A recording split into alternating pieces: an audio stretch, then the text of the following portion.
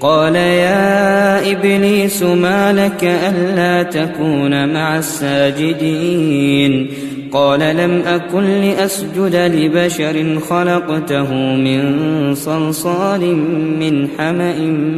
مسنون قال فاخرج منها فإنك رجيم وإن عليك اللعنة إلى يوم الدين قال رب فأنظرني إلى يوم يبعثون قال فإنك من المنظرين إلى يوم الوقت المعلوم قال رب بما أغويتني لأزينن لهم في الأرض ولأغوينهم أجمعين إلا عبادك منهم المخلصين